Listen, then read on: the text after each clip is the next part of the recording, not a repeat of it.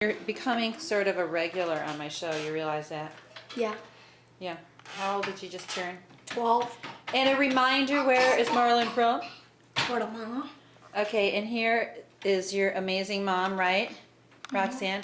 Okay, so I'm getting a lot of comments about single parenting. There's a lot of women out there who would like to adopt but are single and don't know what to do and don't know how to come to the decision with adopting. So, Roxanne, tell us how you came to, seriously make the move to adopt this sweet child of yours. Well, actually, it was you that inspired me, Deanna, when you were adopting Mateo from Guatemala. And there she is, pretending she's a 7-year-old baby over there. So, yeah, I remember I was just encouraging you and Mark when you were going through the process of adopting Mateo, and I was praying for y'all and just kind of encouraging you. And then you told me that I should do this, and I was like, "You're confused. You're the people who are adopting, and I'm just the supportive friend. Don't get confused here." And then you went and showed me pictures on the internet of older children who were waiting in orphanages and didn't have parents. And at that point, I thought, well, I just saw those beautiful children from Guatemala that didn't have parents, and thought, well, I could adopt one child. Having one parent would be better than having no parent for these children that had no parents. Everywhere I turned, I heard adoption, even out of context, but I knew it was just speaking to me of adoption. Adopt a highway, adopt a stream, adopt a policy, adopt a child. So I started the process, and Marlon was at the orphanage that the agency that I chose and went through, and he was at the orphanage in Guatemala City.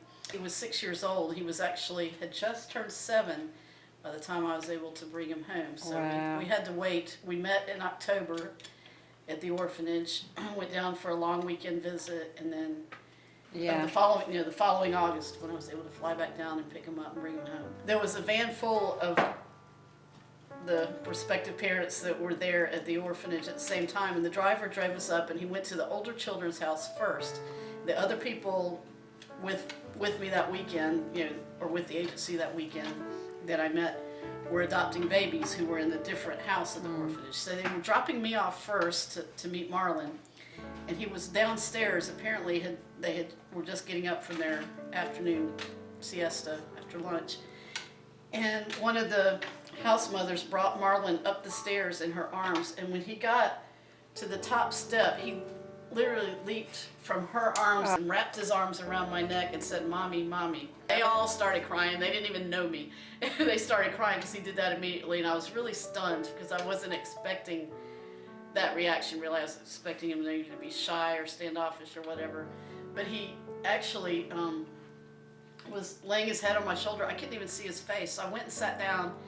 I sat down with him and held him for a few minutes, waiting for him to look at me so I could see his face. Then finally he looked at me. I knew some Spanish, so I was able to talk to him a little bit and all that. So I remember just how immediately, it was just an immediate bond. The greatest surprise, I think, was just how well adjusted he is.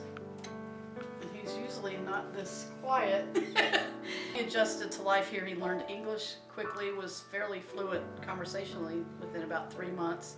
He fit right into the family, my extended family, and they were very supportive.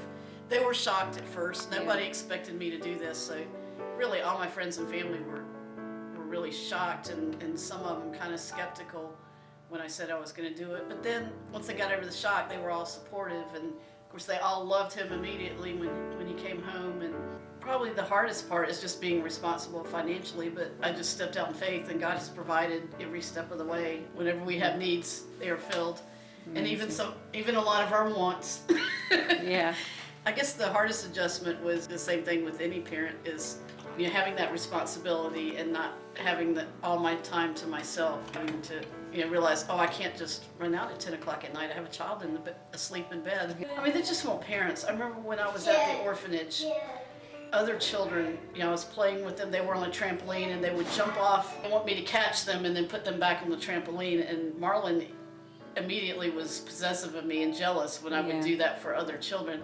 But I actually had some come up and like tug on me and say, will you be my mommy too? And it just broke my heart. And fortunately, I think most of those children at that particular orphanage at that particular time did end up getting families and getting adopted. No, but they just want families, they just want parents. We have that mother-son relationship, and that's something that even though he had close relationships with a couple of the house mothers, it's just not the same as sharing a house mother with 25 other kids versus having your own mom that you're maybe sharing with just a couple of other siblings. Yeah, if you adopt them as a baby, they never really remember not having a parent, but he remembers not having a parent and having that desire, and I think he appreciates that.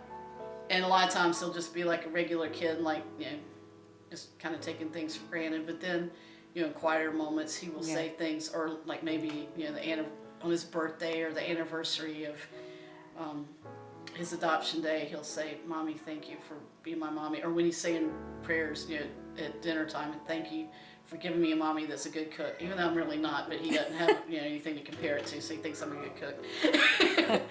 Thank you for having a mommy that's a good cook, or that takes care of me, that loves me. So he does appreciate that. If it's on your heart to do that, do it. I mean, it's been the biggest blessing in my life, having Marlon for a son. He's just really blessed me and everybody around us, and so my life is much more full and interesting, and because of it. Oh, here's a little story of a mom and dad. She's no Angelina. Yeah, and he's not Brad. We're raising lots of kids from all over the world. 3 bad boys. That's Shanice, the girls. Sam and Andrew, it's important to mention, were born in New York City via 2 C-sections. Matea was adopted in 2005. She came from Guatemala. She's chica alive. Ethiopia called in 2008. Adopted 3 siblings, Jared, Ella, and Grace. Adopted again in 2011. Ella came from Ukraine. Now we have 7.